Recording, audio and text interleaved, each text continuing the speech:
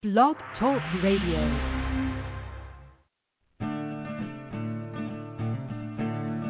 Welcome to Antifederalist Radio, providing you with libertarian perspectives and opinions on current events for the liberty-minded. We are taking the fight to the airwaves as we stand for liberty, oppose tyranny, and give equal opportunity in exposing the hypocrisy of the Democrats and the Republicans. Without further ado, here are your hosts, Jo and Jo. Great to be with you guys. I'm Jo, your economic host, bringing you to you live a new Antifederalist Radio episode. This is a special that we're having tonight. In undergoing what we've been doing over the summer, we have been interviewing libertarian candidates who have been running for office and offering them our platform to boost their support. And we have a very special interview tonight with none other than Spike Cohen. Spike Cohen is the current vice presidential candidate representing the Libertarian Party, running for that under Jo Jorgensen's candidacy. And so we are very proud to be able to have and host him tonight. Spike, typically what we do is that we will give you the platform to speak and allow you just to give your message, and we're just simply the mouthpiece. Of course, Jo and I myself will always ask you questions to try to guide the conversation as need be. But Spike, the platform is yours. Go ahead, man. Well, thank you, Jo and Jo. My name is Spike Cohen. As Jo said, I am the Libertarian Party's candidate for vice president, along with my presidential running mate, Dr. Jo Jorgensen. We are running, simply put, to set America free in our times. If you're watching the show, then I don't have to tell you that we are facing times right now between a pandemic that was imposed upon us by the federal government, who banned medical professionals from testing for COVID-19 for nearly 2 months, and then as a result led to a massive pandemic outbreak here, the likes of which most other countries have not seen. And as a result, then the government turned around and told everyone they had to stay in their homes, and that most of them weren't essential, and they were handed $1,200 while they watched trillions of dollars being given to fat-crat, well-connected, politically well-heeled billionaire cronies who bought and paid for the Republican and Democrat politicians to be in power at the expense of you. You have to pay that bill. They gave you the bill for the trillions of dollars, told you to stay home, told you can't work, and told you that if you didn't comply with them, they'd put you in jail where you're almost certain COVID-19. We see how there are people protesting in the streets against decades of police brutality as a result of things like qualified immunity and civil asset forfeiture and the war on drugs and no-knock rates and all of the other things that incentivize an increasing militarization and lack of accountability among police departments and government agencies. We are seeing endless wars overseas that will never have an end, and endless caskets, flag-draped caskets being brought home, and many other troops coming home with PTSD and all sorts of other problems, and then being subjected and thanked for their service by being provided the absolute worst form of health care in this country, the VA. We see time and again how the Republicans and Democrats, in their exclusive control of every lever of power in government at the federal, state, and local level for over 150 years, has led to the harmful, abusive, and inequitable outcomes that we as libertarians have always known come to pass as a result of such an arrangement. We as libertarians, of course, believe that you own yourself, you own your life, you own your body and your labor, and of course you own the product of your labor, which is your property. And that taking from those things not only bad from a moral standpoint, that you shouldn't aggress against people and you shouldn't take their things and shouldn't try to hurt them or tell them what to do, it also doesn't work from a utilitarian standpoint. If I can take from you, Jo, and you, Jo, and everyone who's listening right now, at any time that I see fit, I'm not going to be a good steward, and I'm not going to make good decisions with what I've taken from you, because I know I can just take more whenever I want to. And y'all aren't going to necessarily be good stewards of what you have, because you know that I can come and take it from you at any time. And when we add policies, the centrally planned policies of the Republicans and Democrats, we see a system whereby they have claimed the exclusive control and the exclusive right to take from us whenever they see fit. And we know as libertarians that aggression and that infringement and oppression against us will lead to the very harmful outcomes that we see every day. And Jo Jorgensen and I propose ending all of that, ending the ATF and getting the government out of your right to protect yourself and your families and communities as you see fit.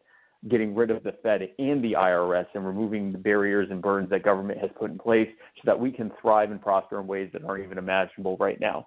Getting government out of healthcare so that costs go down and access to affordable care goes up. Getting government out of education and taking the power away from the politicians and the bureaucrats and the cronies and putting it back in the hands of the teachers and the parents where it always belonged. Getting government out of every aspect of our lives so that we live freer and happier and safer and healthier lives. And that is what Jo Jorgensen and I are fighting for every single day. And I appreciate this opportunity to talk with the two of you and to reunite with Joe Swigert, who I got to hang out with a few months ago back at UNC Greensboro. That was a grand old time. Yeah, that was awesome. So I need to give a shout out to Joe Swigert because when we were starting we went to UNC Greensboro back in March to help grow the UNC Greensboro chapter affiliate of the Libertarian Party. And so we did as part of our Pound the Pavement tour. And so we went out, we had about a dozen people. Pound the Pavement was still a proof of concept that has had to be put on hiatus because of the COVID-19 and the lockdowns, but it was a very successful proof of concept. And so we were coming up with, gaming out what we would say is like an opener to talk to these students on campus. We were basically just fanning out among the common areas of the campus and talking to groups of students as they walk by, handing out pamphlets, inviting them to join the UNCG affiliate. And we were coming up with different things we were going to say to kind of be openers and icebreakers. And then we watched Joe walk up to a group of people and say, "Hi, I'm Joe, and I'm with the Libertarian Party. Do you believe you own yourself?" And we were like, well, that's what we're going to be asking everyone. And we watched how it worked perfectly. It got them to stop in their tracks and consider his question and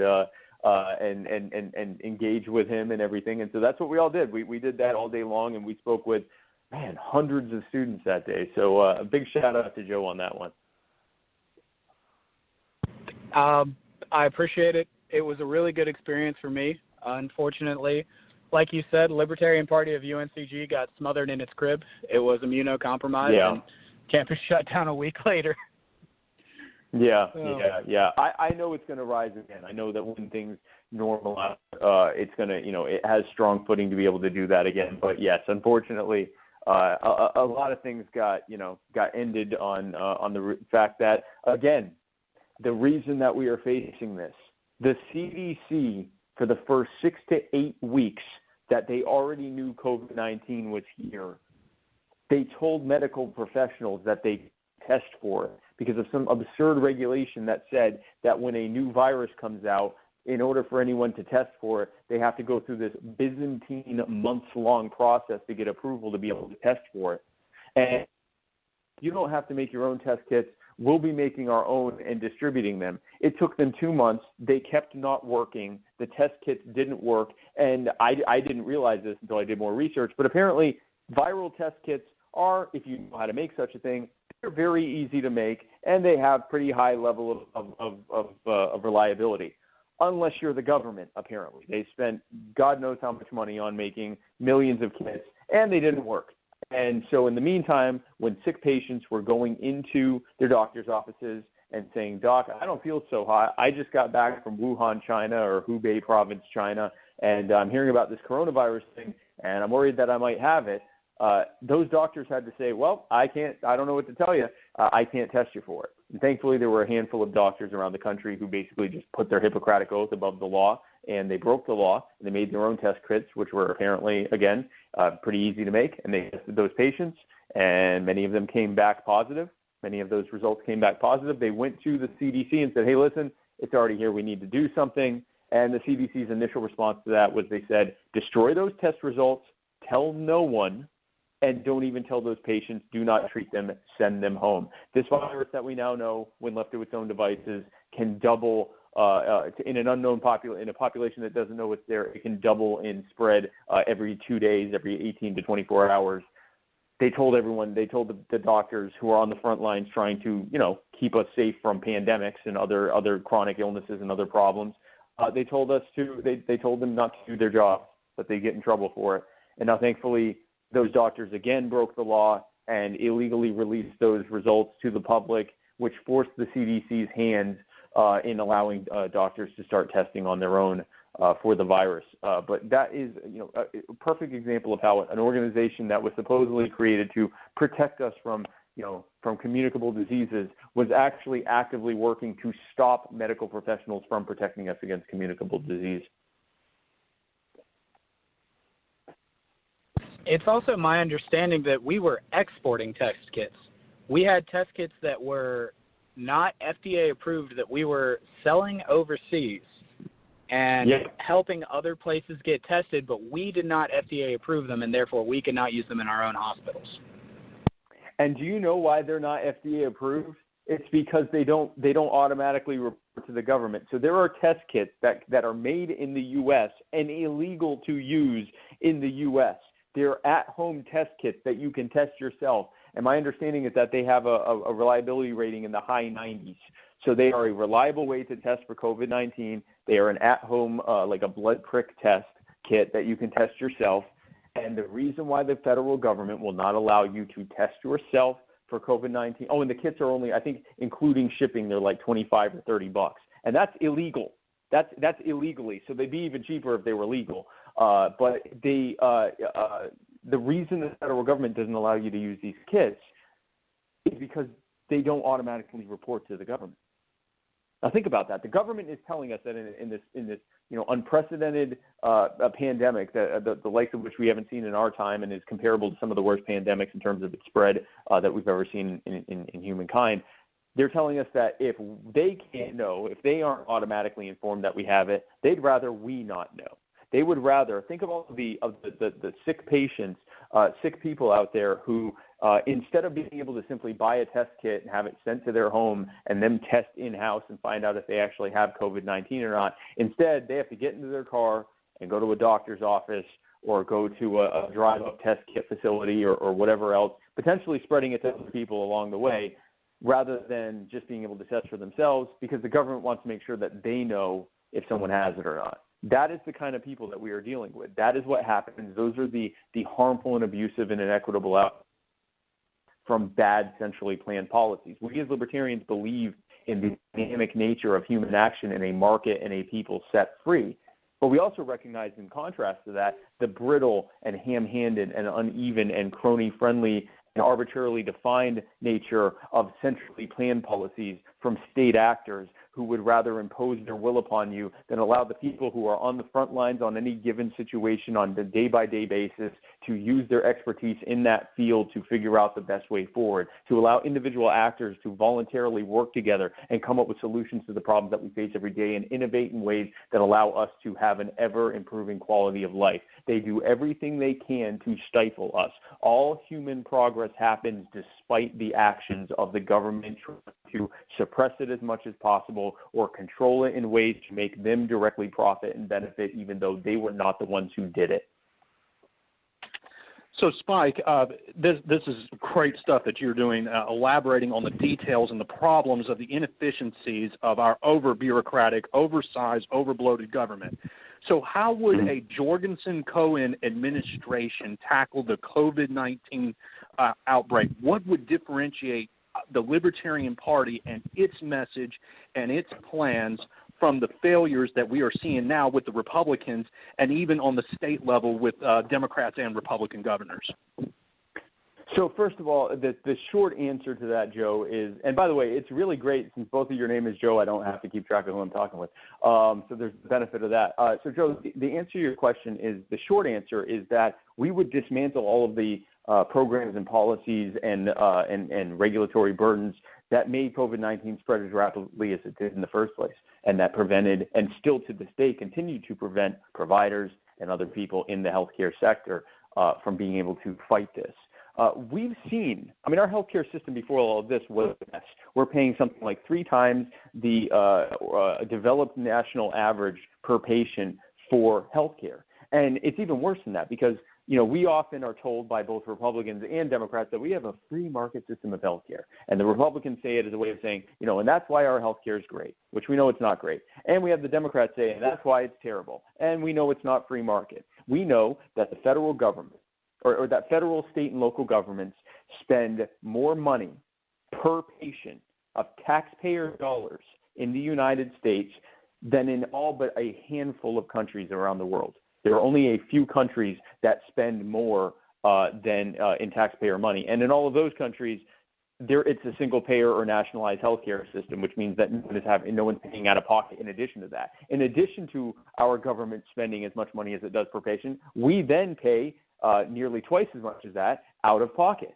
And that's why we have better outcomes on most health situations than other countries. Certainly not 3 times better, and in fact, on an increasing number of things, we aren't even getting better outcomes compared to other countries.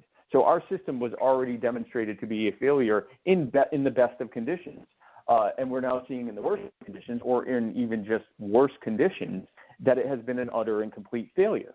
Well, why is that? The progressive left would tell us that the reason is because the government's not involved enough. The increasingly progressive right, populist right, tells us a similar thing, that our healthcare system isn't being patriotic for Americans, and it isn't putting the American people first, and that we need to we need to have a national healthcare system that protects the American people. Well, it's a national policy, a government policy that put us where we are now. It is the policies that led to the pandemic spreading the way it is, and Joe would get rid of all of those absurd regulatory burdens that are to this day making it difficult for providers to actually get in front of this virus and slow the spread. We would get rid of things like we would get rid of these ridiculous patent protections. The fastest growing parts of the healthcare sector is pharmaceuticals, drugs, and we have seen drugs, insulin and epinephrine, drugs that are actually necessary for Americans, diabetics, people with allergic reactions, anaphylaxis, and so forth, and many other drugs that have been around for longer than most of us have been alive, and that cost pennies to make, and that in almost all other countries are generic because they've been around for so long. And here they get endless government patent protections. So you have pharma companies. You actually have companies that buy pharmaceutical companies, and they development departments. They gut everything but the patents that they have bought and the distribution, and they license it, and they jack the price 100 times or 1,000 times the previous price, even though, again, these things cost pennies to make, and the ability to make them is widely available. The only reason that they aren't being made by multiple suppliers as generic for pennies is because the federal government is protecting these absurd patents to the benefit of multi-billionaire cronies. And it also discourages the development of drugs. If I'm a drug company and I already own these patents on these old drugs, why would I create a drug that's better than these old drugs if I know I can just keep jacking up the price on the old drugs? And that's the problem that we have. So it has not only these patent protections have not only led to drastic increases in the pricing of pharmaceuticals, and they've also led to reductions in new innovation of new drugs. So we would get rid of those protections. We would get rid of certificate of need laws, which is a ridiculous rule that basically says that if you want to open a new hospital, or if you want to open a new medical center or anything else healthcare related, you have to beg and scrape to the municipality that you're building it in and basically get petitions signed to be able to get access to be able to do so. And these municipalities don't want this system. They don't want it. It's imposed upon them by the federal government as part of the ACA, and we would get rid of those as well. It not only, in the best of times, it reduces supply, which causes, as we know, if demand continues to rise and supply is artificially suppressed, then that causes the cost of whatever that given service is to and that's in the best of times. In the worst of times, it means that people are dying in hospital lobbies because there aren't enough beds for the sick. And that's what we've seen in many cities around this country during this pandemic. We would get rid of that as well. We would get rid of all of the regulatory burdens and red tape that amount to as much as 75% of the cost of healthcare, which not only, again, drives up the cost of healthcare, but also makes it so that the majority of the staffing that happens in medical centers and providers around the country has nothing to do with healthcare, but entirely about administrative roles. So that becomes the main focus of our medical professionals, not in protecting patients or saving patients, treating patients, but in complying with an ever-growing maze of codes of state and federal regulatory burdens to make sure that they're complying and not breaking the law inadvertently. That drives up costs, drives down access, and again, in the best of times leads to big cost overruns, and in the worst of times leads to people not being able to get in front of a doctor when they need to. We would get rid of all of these burdens. We would set the medical sector free, and not just the medical sector. We would say that if, as you ask me about my policies moving forward, there will be a common theme to all of them, which is that billionaire cronies have created regulatory burdens through the craven pandering politicians that they put in office that are expressly created to stop smaller competitors from innovating in the field and to reduce our access to whatever the given thing is, to make us more reliant and desperate to whatever the billionaire cronies decide to give us. And this is for basically to protect their wealth and market share at the direct expense of literally every other person on the planet. At our policy, the way to fix that is to get rid of those absurd regulatory burdens, put the power back in the hands of the people, and decentralize these markets so that we can be freer and safer and healthier and live better lives and be able to innovate in ways that seem unimaginable right now. And that's true in the healthcare sector as well. I'd like to elaborate on your discussion of the pharmaceutical costs and the patent laws involved in that. The United States produces as many new chemical entities as almost the rest of the world. I've got the statistic page up right now. 2015 to 2019, the United States produced 120 new chemical entities. Europe produced 58, Japan produced 36, and the rest of the world produced 41. And while the government does subsidize some of that research, the bottom line, the reason pharmaceuticals are so much cheaper overseas than they are here, or one of the major contributors, is the fact that these drugs cost almost nothing to produce, but they're very expensive to develop. So you take these drugs overseas, you rapidly lose your intellectual property rights, and now you're having to sell at, production cost plus a little bit of profit to keep up with all the people that are now accessing your patent that didn't have to put up the development cost. Here in the United States, we have these patent laws for so much longer. So these pharmaceutical companies develop the drug, these American pharmaceutical companies develop the drug, and then turn around and try to recoup their entire R&D cost from the American drug consumer. You're actually paying for the R&D for the rest of the world. If we roll back these intellectual property rights, we slow down the development of new chemical entities, at least in the United States, and the rest of the world has to pick up some of that slack, and your prices drop. And I also would dispute that it would actually lead to much of a slowdown. Maybe initially it would, but the reality is when you open up the market to innovation, it will be filled.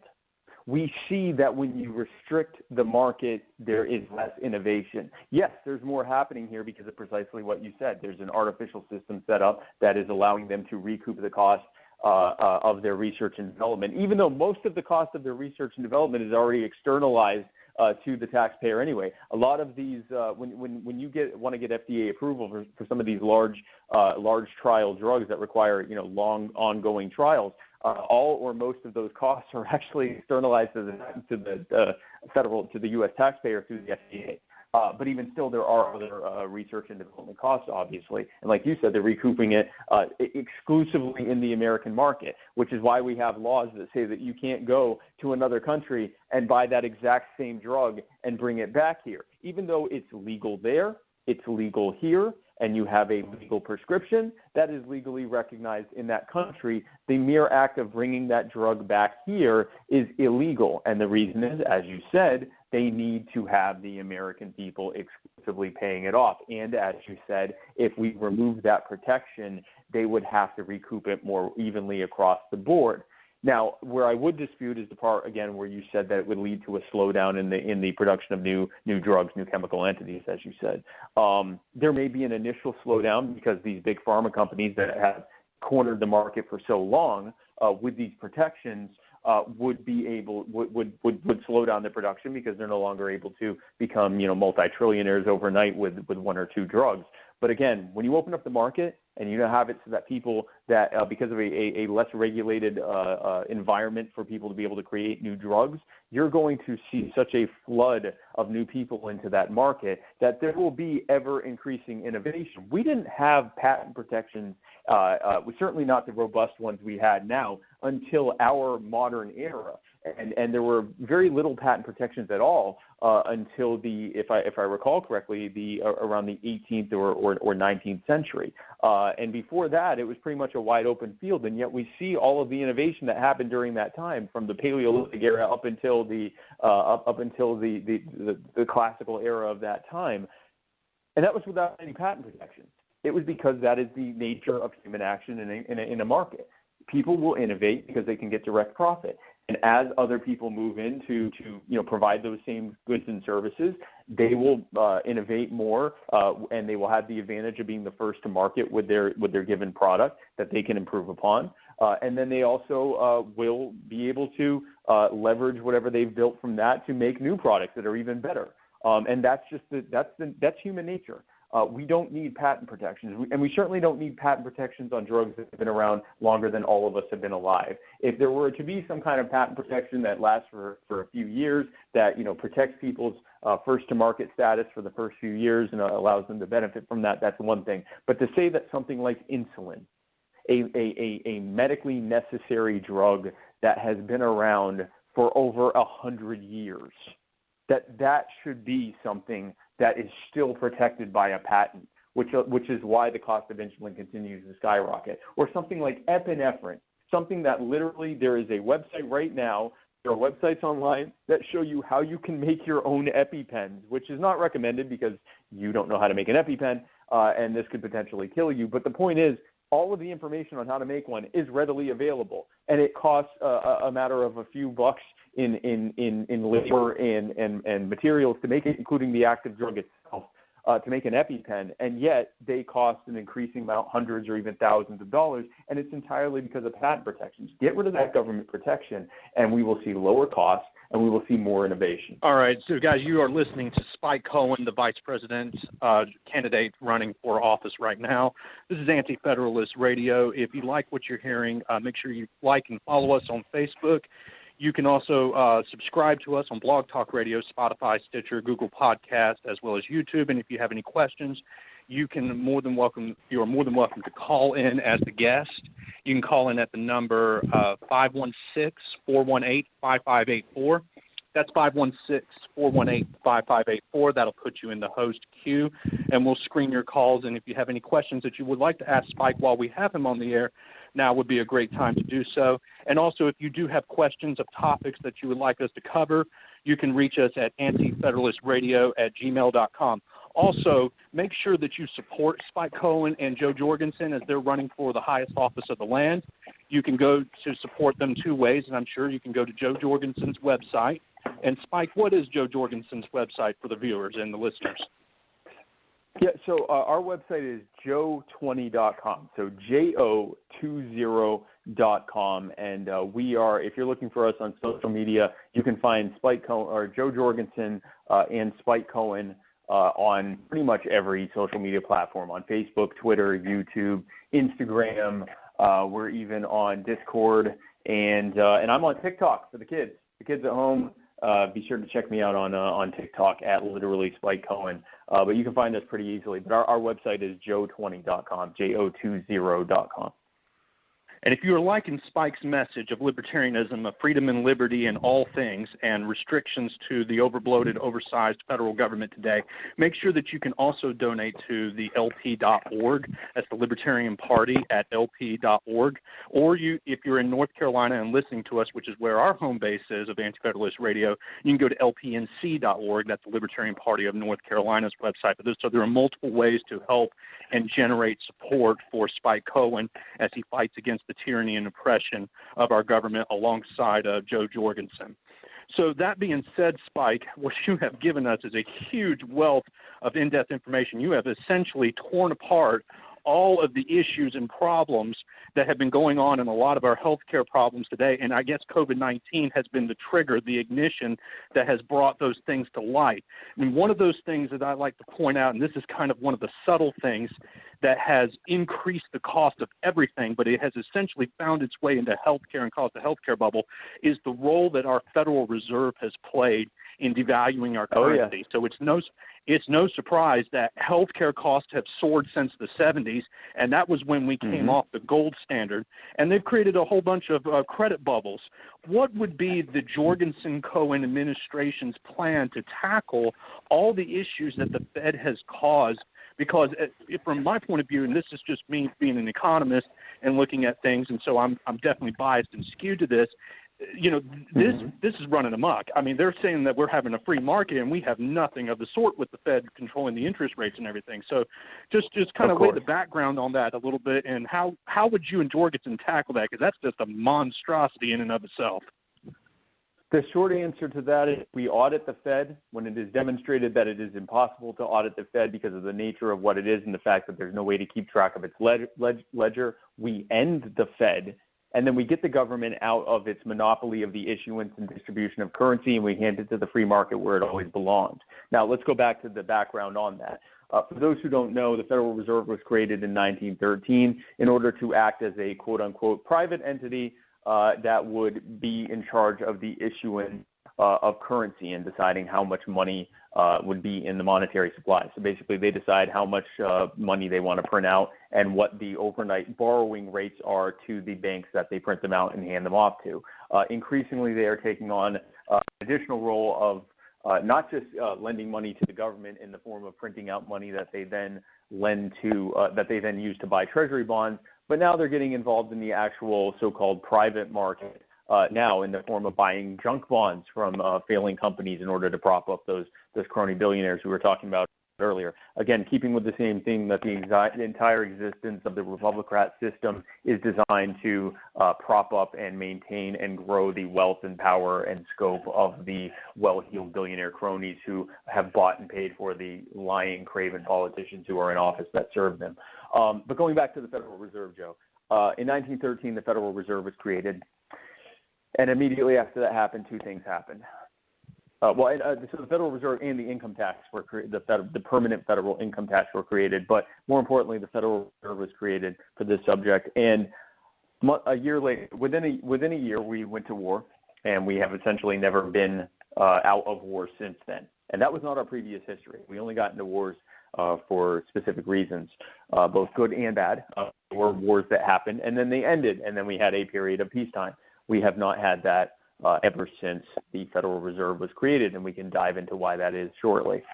The other thing that happened is that prior to the creation of the Federal Reserve, cost of living went up and down year by year and month by month based on how the overall American economy was doing. So up until that point, if the economy was doing very well, the cost of living would go up. If the economy was not doing well, the cost of living would go down. And due to the nature of market forces and the fact that people need to have more money than they spend, the cost of living always went up less than the overall increase in the average income and wealth of the American people. And so people became wealthier and wealthier. Households slowly became wealthier and wealthier over time. With the creation of the Federal Reserve, every year after that, the cost of living has gone up steadily, whether we are in the top of a Federal Reserve-created economic bubble or at the bottom of a Federal Reserve-created economic crash.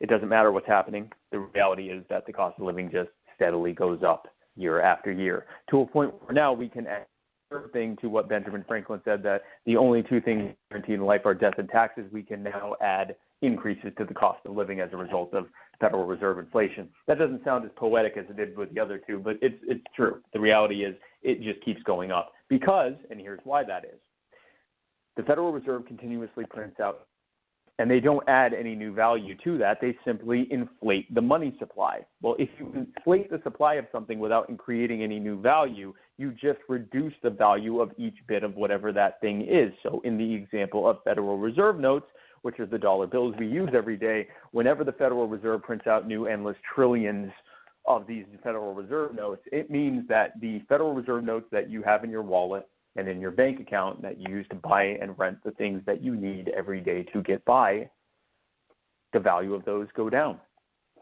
And the cost of living goes up because you need more of those Federal Reserve notes to buy the things and sell the, and rent the things that you need. And so that is why the Federal Reserve note that you have right now in your wallet or in your bank account or wherever else, it is worth 2 cents on the dollar what the Federal Reserve note was worth when it was created in 1913. Imagine if your money was worth 50 times more than it is now. That is how much the government, through the Federal Reserve, has robbed you of your wealth in the last 107 years since the Federal Reserve was created. So I don't have to tell you, if 98% of your wealth has been taken from you, I don't need to tell you how dramatic that is in the reduction of your wealth and your quality of life. I don't need to tell you that now it makes sense. It continues to grow, and the gap between those who have and those who have not continues to exponentially stratify over time. I don't need to tell you that every single thing that we are seeing is a direct result in a simple mathematical fact that if you reduce the value of what people are as their currency, then they will continue to be poorer and poorer no matter how much their income is supposedly going up in raw numbers. That is the reality of our situation, and it is entirely a result of the Federal Reserve. Now, you are probably thinking, Spike, Joe, why is it like that? Why would they do such a thing? Well, here's the answer to that. The federal government knows that the American people would never agree to be taxed directly to pay for all of the things that it is doing. We would not agree to be taxed 80% of our income to pay for things like endless wars overseas, to prop up the petrodollar, and to benefit military contractors and other billionaires over in this country who use fear to create endless wars and endless boogeymen and prop up terrorist organizations to create as a boogeyman to fight endlessly to the benefit of themselves and their politicians and foreign dictators. They know that we would never agree to be taxed directly to pay for the war on drugs, putting millions of people in cages for engaging in victimless commerce and using them as free prison labor to the benefit of multi-billion-dollar for-profit prison labor contractors who make so much money that they're actually listed on the stock market on the back of the new chattel slavery in the United States today. They know that we would never be taxed to pay for all of these regulatory burdens that are being imposed on the healthcare market and the education market and the food market and the housing market and every other market, which, as Joe was saying earlier, leads to massive cost overruns over and above just the increase in the cost of living directly as a result of inflation from the Federal Reserve. They know that we would never agree to be taxed directly to pay for these things because they are a direct infringement on our lives at our direct expense. And so instead, they create an entity that prints out endless reams of the money that they force us to use to lend to themselves to fund whatever it is they want to fund. And then they don't come to us and say, we need to tax you to pay for the wars or the war on drugs or any of the other terrible things that they do to us on a daily basis. Instead, they say, we need to tax you to pay the interest on the debt that you've run up. And that's why the Federal Reserve exists. Getting rid of the Federal Reserve doesn't just fix the problem of inflation. Getting rid of the Federal Reserve also fixes the problem of empire and the problem of an overbearing and overgrowing government that increasingly infringes on every aspect of your life and gives you the bill with interest for the cost of doing so. It also puts getting rid of the Federal Reserve and getting the government out of the issuance of currency and giving it to the free market changes the reality entirely.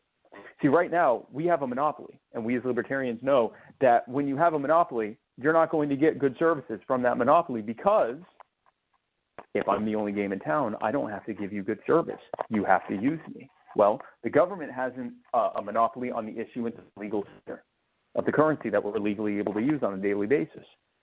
And so they have no reason to give us good value. They, in fact, have a vested interest in continuing to spend more of that money however they see fit, because they know it causes the value of that money to go down, which means the value of the debts they've run up goes down, and it makes you more and more desperate and reliant and dependent on them.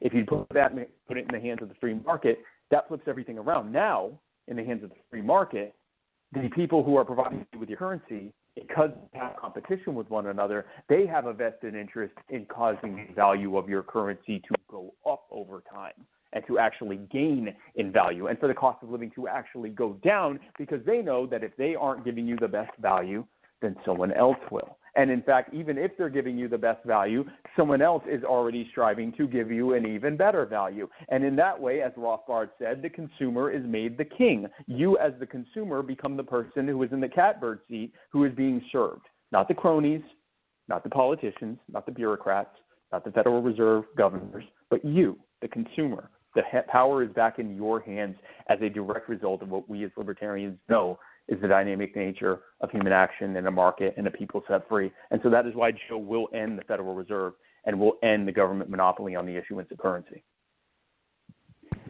That was fantastic, Spike. Thank you.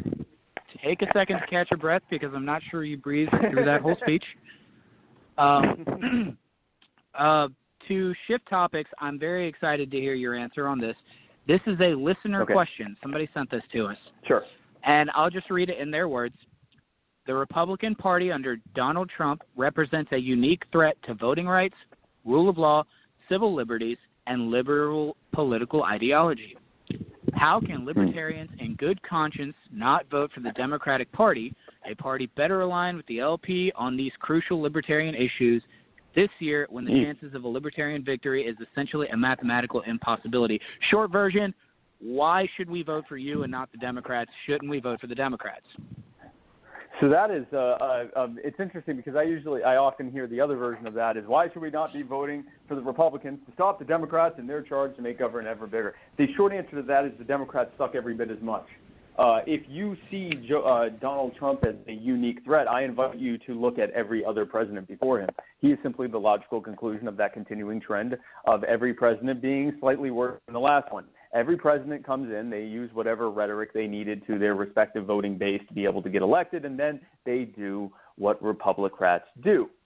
They spend more of your money, they tax you more, they infringe more on your rights, they grow more of the government, they make your ability to participate in the system ever more and more difficult. They make it so that the people, the cronies who actually bought and paid for them to be in office are richer and richer and more powerful, and then they give you the bill for all of that with interest. Donald Trump is not unique. Donald Trump is a threat to our civil liberties. He is a threat to the idea of a constitutionally limited republic, if that even is such a thing. If that threat hasn't already, that threat's already existed for decades, but he is the newest threat to that. He's not unique. He's just the worst. And the reason he's the worst is because he's the most recent one.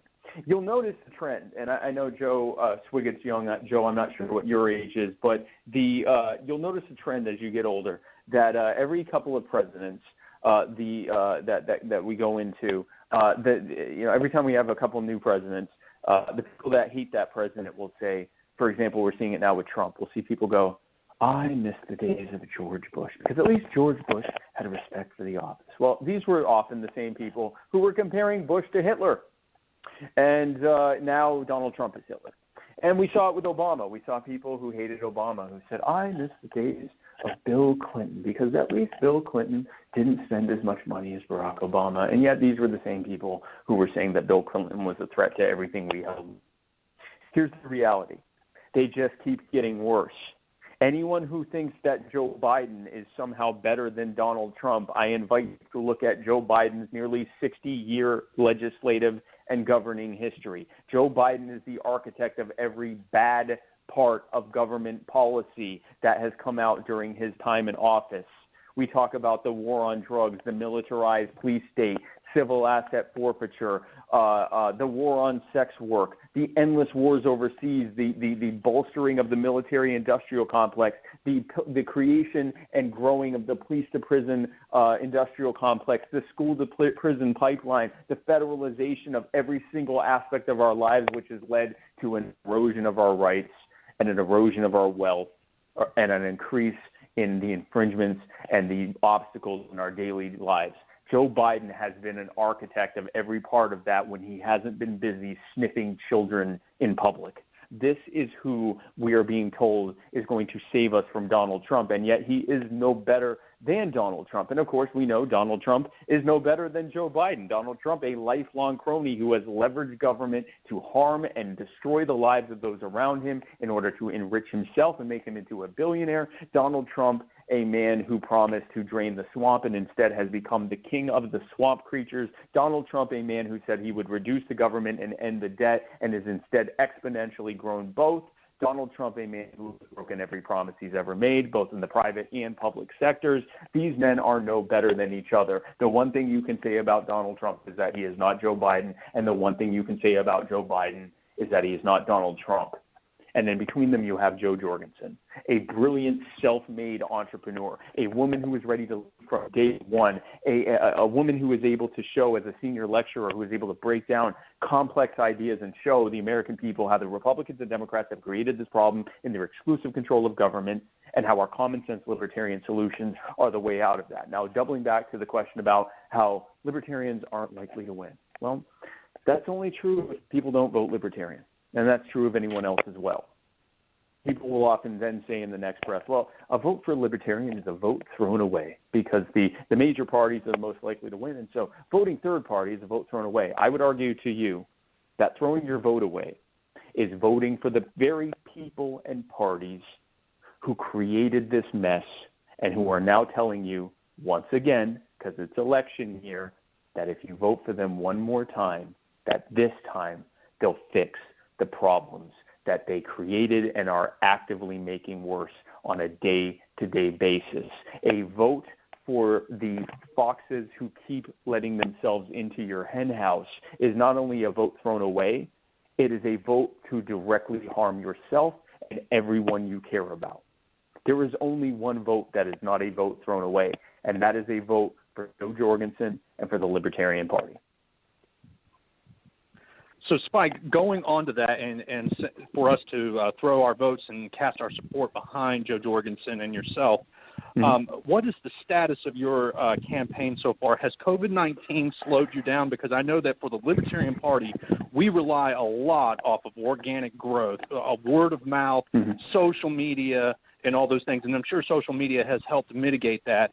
But how have you guys been investing your time to, spread your message, since you can't do it through conventional means because we just don't have the funds, in the wake of the COVID crisis that is oppressing us and keeping us all at home and keeping us from being able to network and get out and connect with each other physically?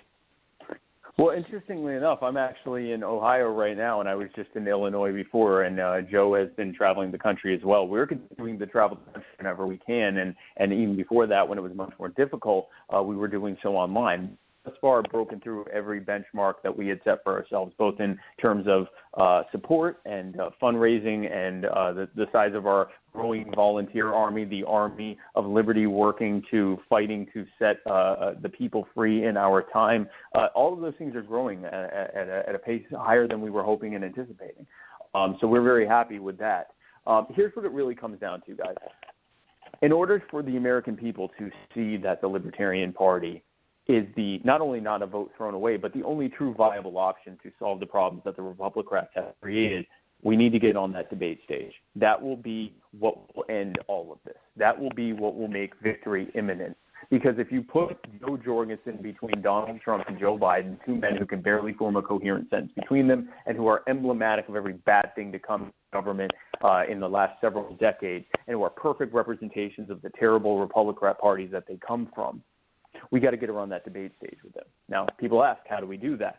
So according to the Commission on Presidential Debates, in order to be able to get on the debates, we have to get 15% or more, 15% or more on 5 or more reputable opinion polls. So these are polls like Gallup and Fox, New York Times, CNN, randomly selected scientific polls, usually using the random calling method.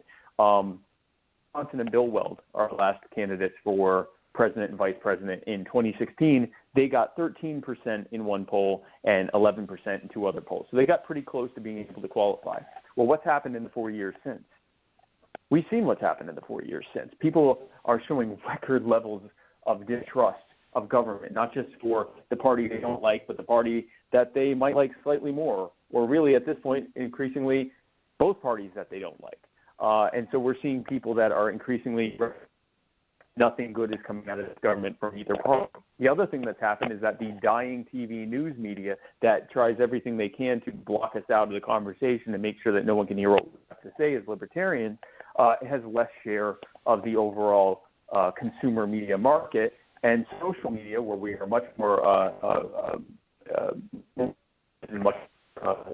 able to show ourselves and promote our beliefs, not just as candidates, but as individuals that are libertarian, has taken that share, it has that much more share of the media. So I believe that all of those trends lend themselves to us being able to get that 15% we need to get on that debate stage. And once we get on that debate stage, that will be America's moment of recognizing that the emperor has no clothes, and all the lies that they've been told that the Republicans and Democrats are the only real choices. And, Jo Jorgensen and third parties in general just have no real, they don't have a chance, and there's no reason to vote for them. You have to vote for people who can win.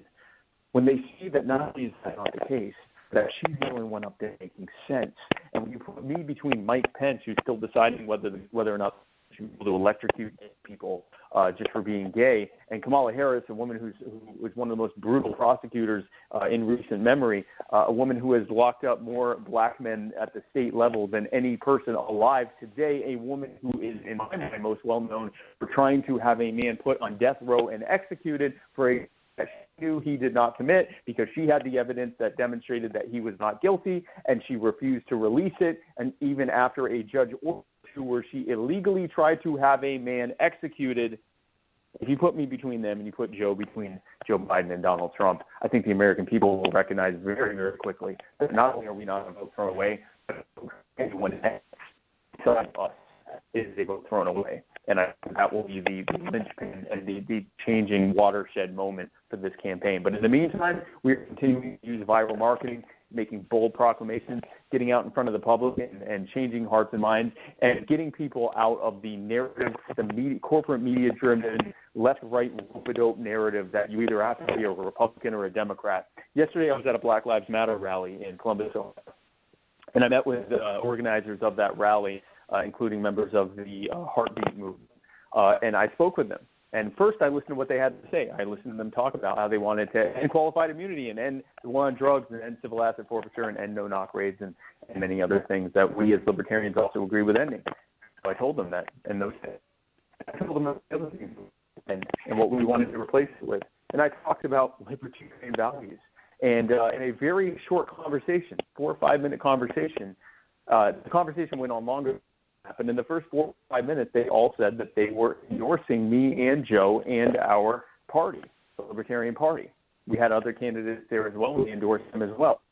And I thought, well, that was easy. And then I realized that they saw for the first time that they actually had a viable choice that was different than Joe Biden and Donald Trump. They saw that there were people who actually cared about them and actually wanted for them to be free, and that actually was listening to what their concerns were and reflecting that back to them and taking them on a journey of how we could actually fix these problems. That is how we will win. We will win by creating an entirely new political movement and changing cultural conversations away from authoritarianism and fear and central planning and anxiety and towards freedom and libertarianism and markets set free and people set free and putting the power back in the hands of the people where it always belongs.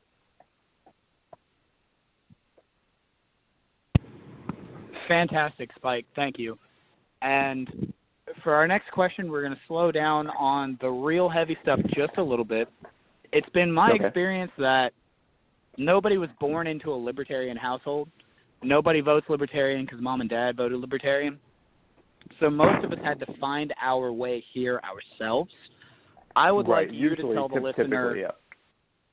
I would like you to tell the listener how you got here. Absolutely. So I actually started as a neocon. Isn't that horrifying? I was a neocon. So I was and just to give you a little bit more background, I started a web design company when I was 17, or actually just before I turned 17 in 1999.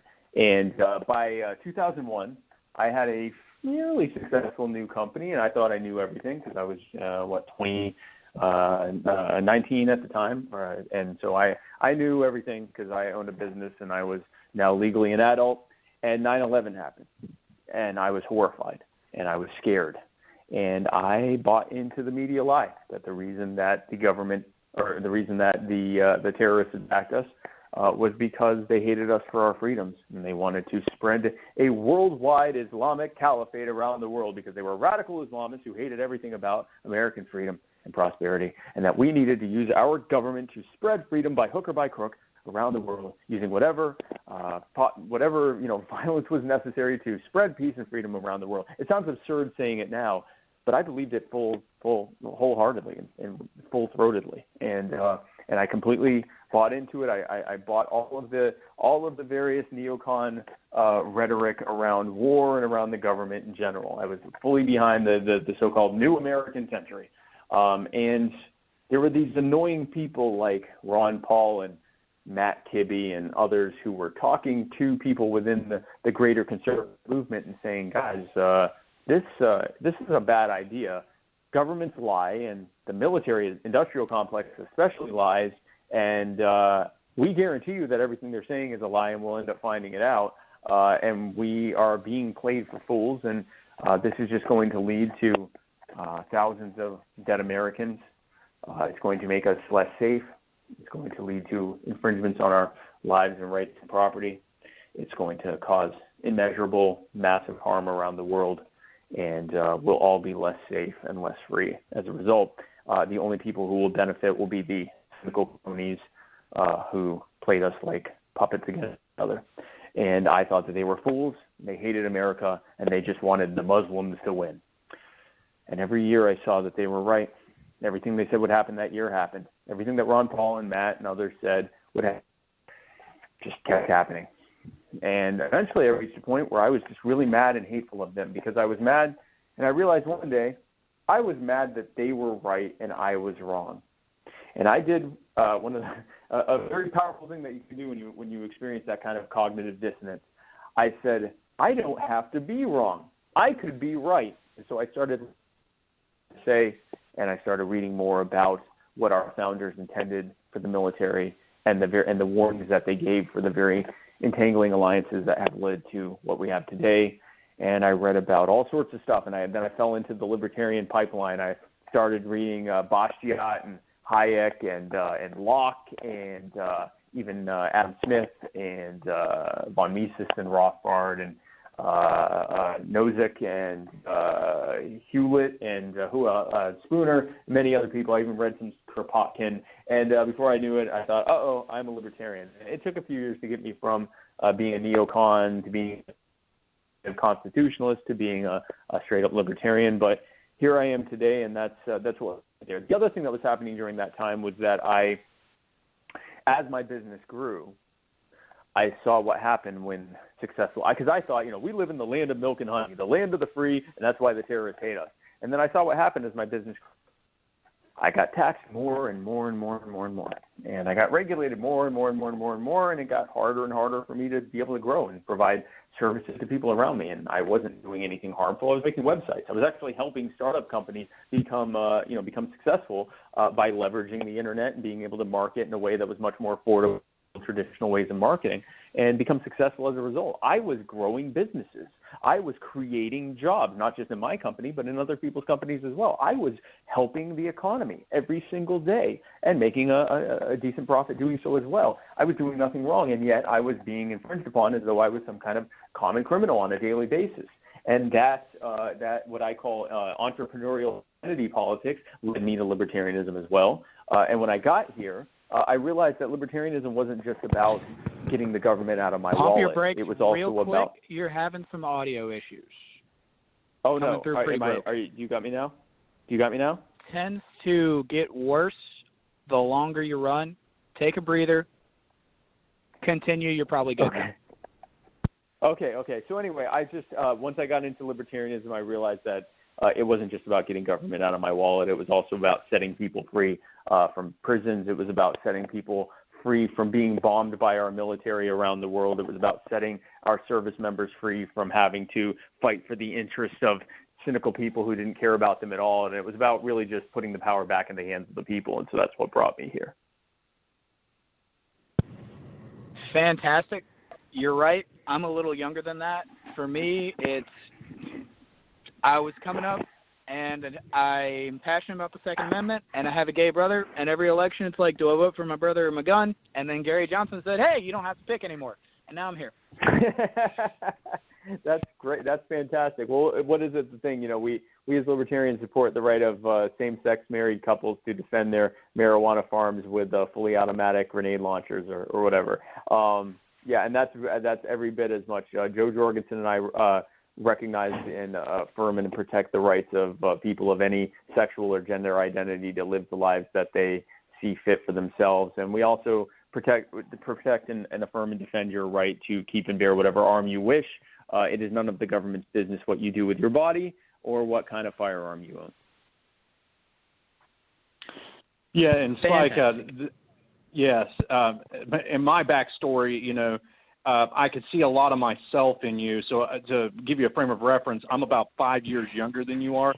And okay. Like you, I started off, I really wasn't really interested in politics, but when 2008 hit, I became interested really quickly, and I became involved in the Republican Party, thinking that they were for free markets and such. And then, this guy, Ron Paul, starts running for president in 2012. He had already run in 2008, and I always thought he was this kooky, crazy person, and he kept telling me things when I was getting my degree in economics that I had never heard before. So, the more I investigated, the more I realized he was right.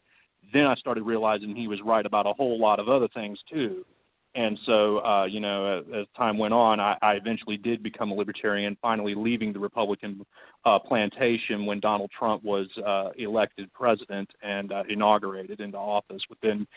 I had voted for Trump, thinking that, the lesser of two evils, he was going to be better than Hillary Clinton. And, some of the things that Trump said was a little bit libertarian, economically speaking. But then within a couple of months he was in office, I was ready to leave.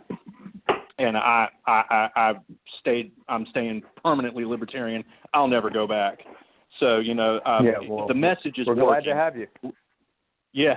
Well, the message is working is what I'm saying. We're growing. So my question is that, we have a lot of, how should I call it, cousins inside the Republican Party known as the Republican Liberty Caucus.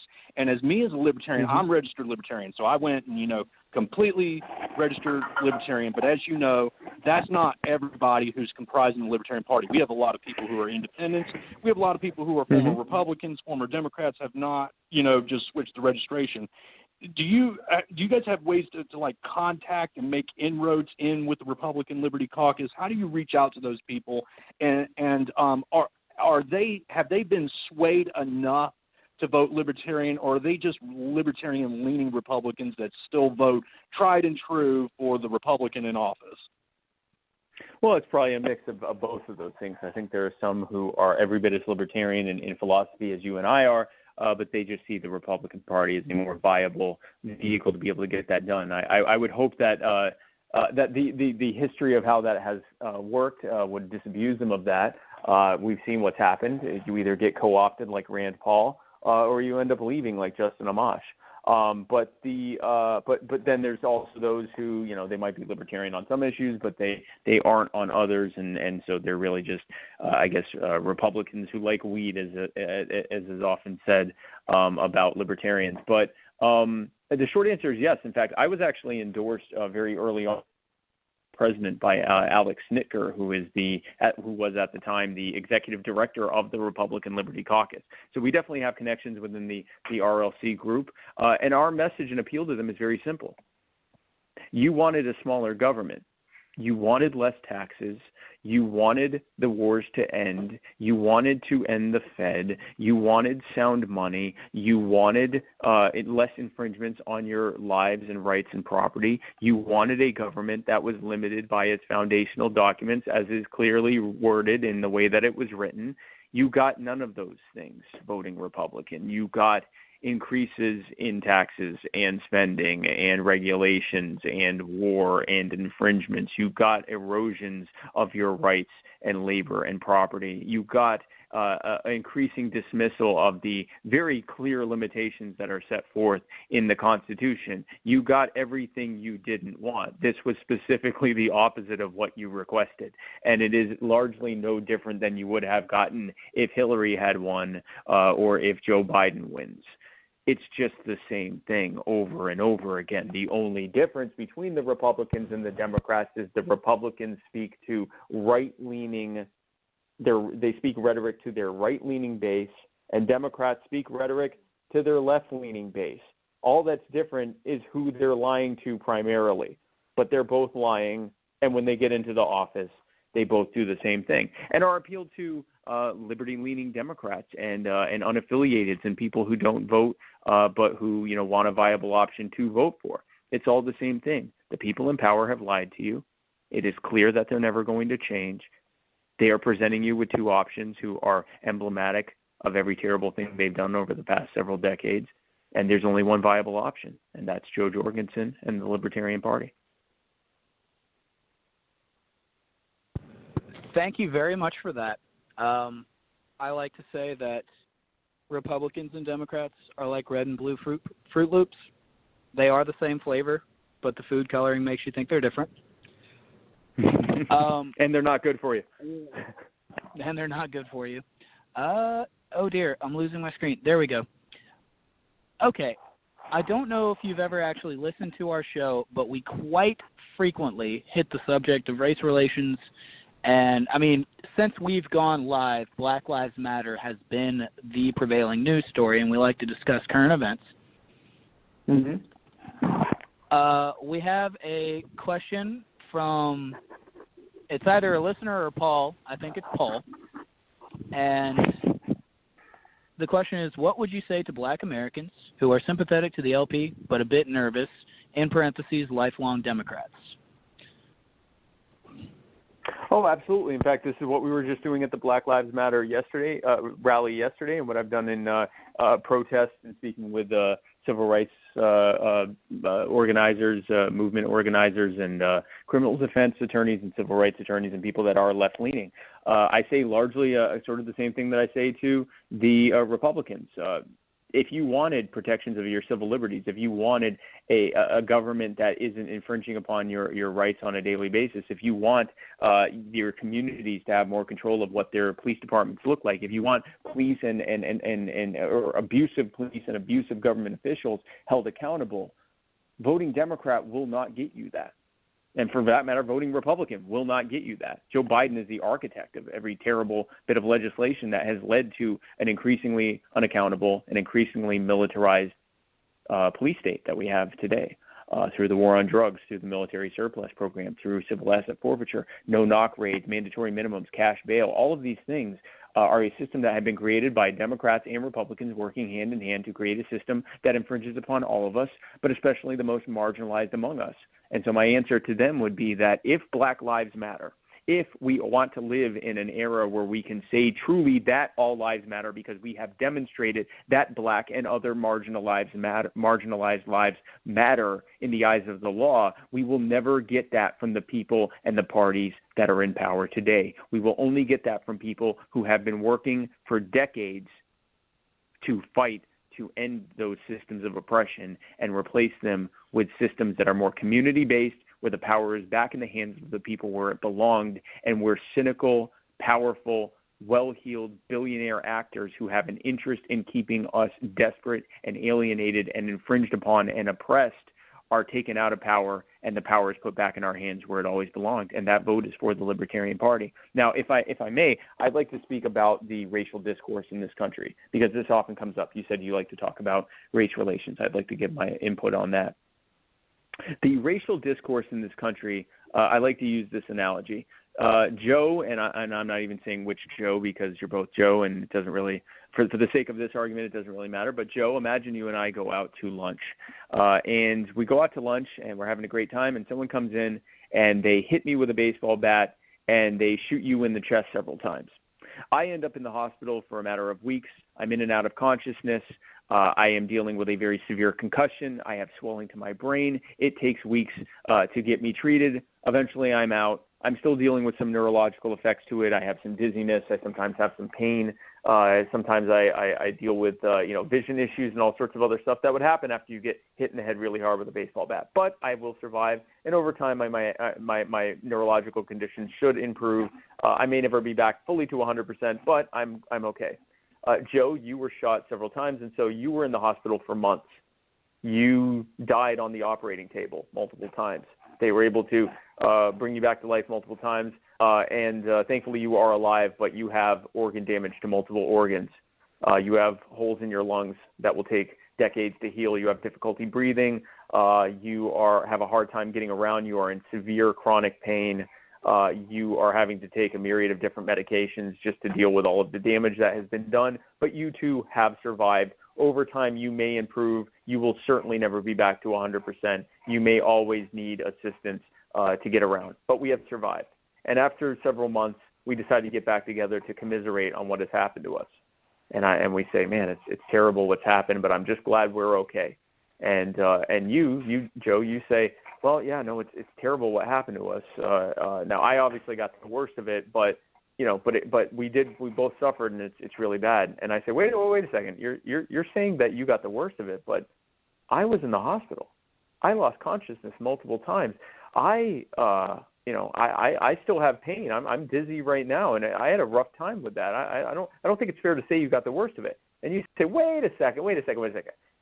You were in the hospital for a matter of weeks. I was in there for months. I almost died multiple times. My heart stopped many times. I have a hard time getting around. It's tough for me to breathe right now. If anything, you benefited from the fact that you only got hit with a baseball bat and I got shot multiple times. And I go, hey, listen, pal, maybe if you had been more respectful to the guy, he would have just hit you with a baseball bat. That is the racial discourse in the country right now. We have groups of people who have been victimized to varying degrees, arguing over who got it worse, instead of us stepping back and acknowledging that some groups got it worse than others, that we're all being harmed, and that we should focus our efforts on stopping anyone from ever being harmed like that again. And that is why I reach out to groups like Black Lives Matter, because I have no interest in arguing over who's getting it worse. I am interested in acknowledging that Black people and communities of color and gender and sexual minorities and ethnic and religious minorities and other marginalized communities in this country have disproportionately, and we know this from all sorts of data and statistics and studies, they have disproportionately gotten the worst treatment of all of us. That we've all gotten it to some degree or another, that all but a handful of people have been victimized, but that they have been victimized the most, those marginalized people, including communities of color, and that we need to focus then on ending those systems of harm. No one gets harmed. And yes, we all benefit from it, and those marginalized communities who have been disproportionately harmed are disproportionately helped by the fact that they're not suffering from that harm either anymore. So I think that it is important that we take that time to simply acknowledge that communities of color and other communities have disproportionately gotten it worse, and then get to the work of ending that harm.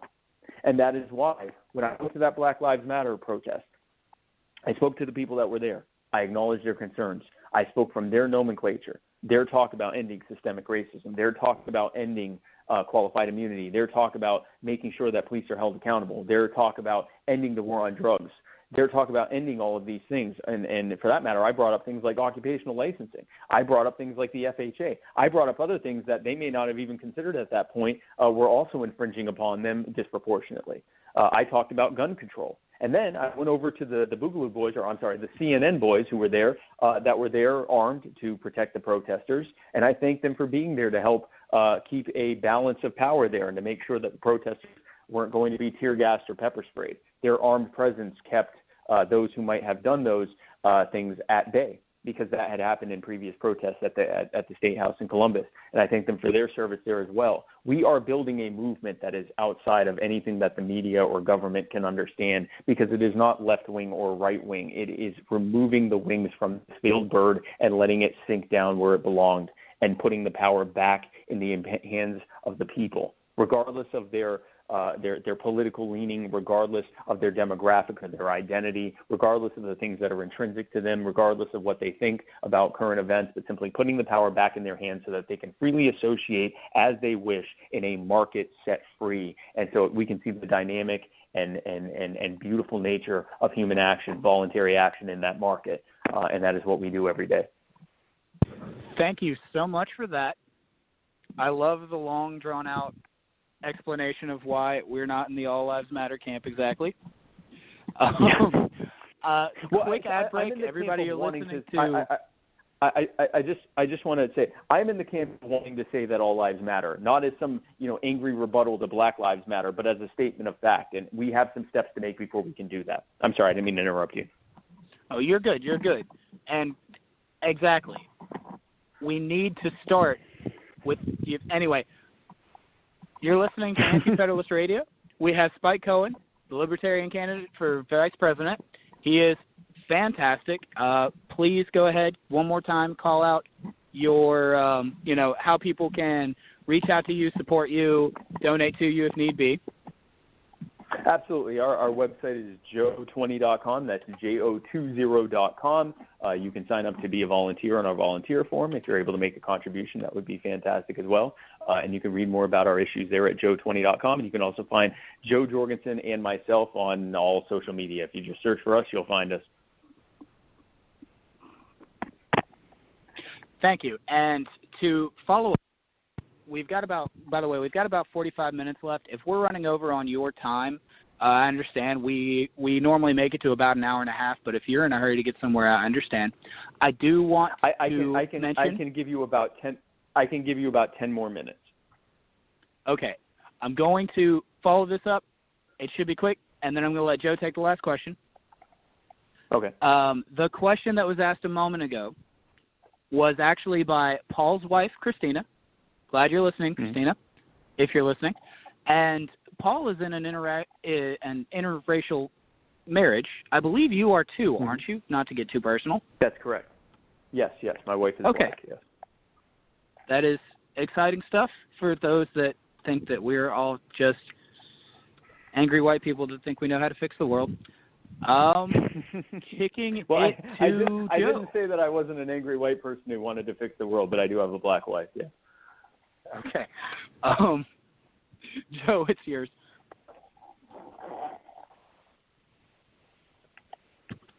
Joe, you there? Yes, I'm sorry. I didn't catch the last bit. You're good. I thought you had a follow-up question that you wanted to answer. Nope. I just wanted to get that little bit in there. Okay. So, Paul, first off, Spike, I want to thank you once again for coming on our show and such like that. One thing that you guys can do is that you can like and follow our Facebook page. You can also like and follow Spike's Facebook page and obviously Jo Jorgensen's Facebook page. And they also have a Facebook page that says Jo Jorgensen and Spike Cohen for President and Vice President. You can like and follow them. And obviously, Spike needs supporters and volunteers. And, of course, one last thing, Spike, is that you are more than welcome to share this link on your Facebook page just to spread it out there, because our whole goal is to give you a audible platform for people to listen to your message, because, quite frankly, we're fighting a battle with two arms tied behind our backs. That's namely campaign funds and big rich donors. Absolutely. Absolutely. But with that being said, we know that you've only got about 8 minutes left. So, Spike, I want you to go ahead and let you wrap this up. What are the last impressions and thoughts that you want to leave with our listeners and with us today?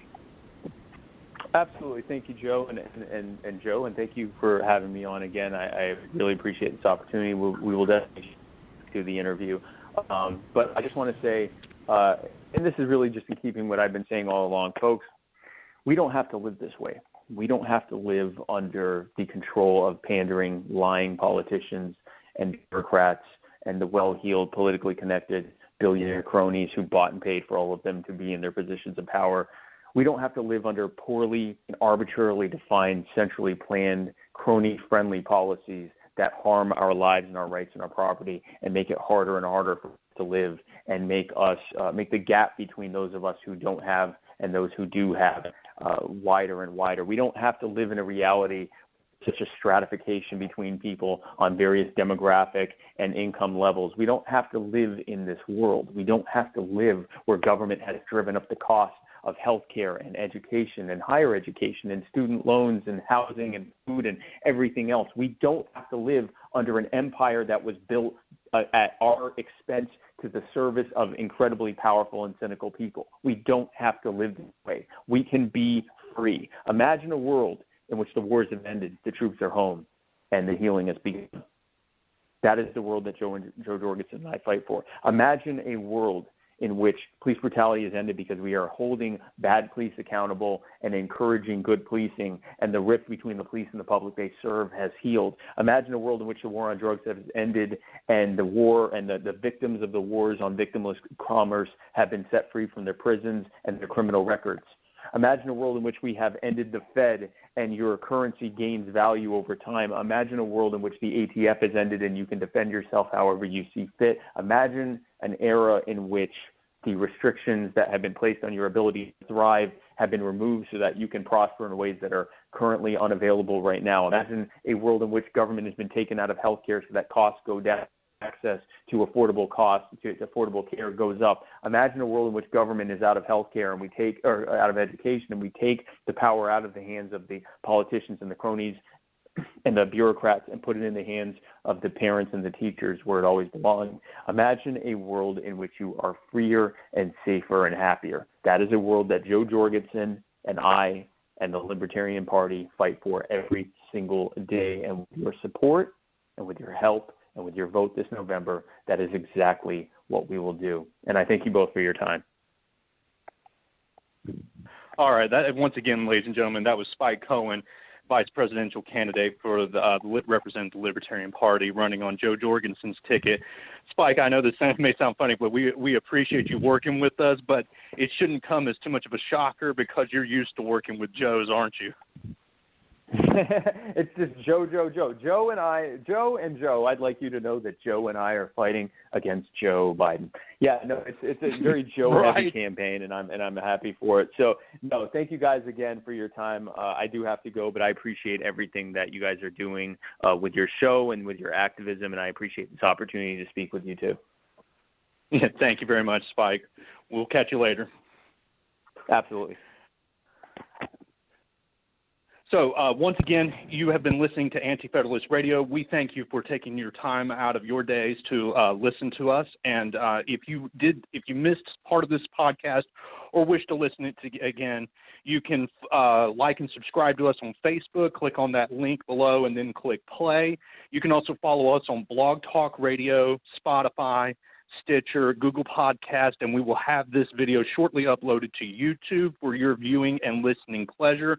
Once again, we had interviewed Spike Cohen, the vice presidential candidate for the Libertarian Party under Jo Jorgensen.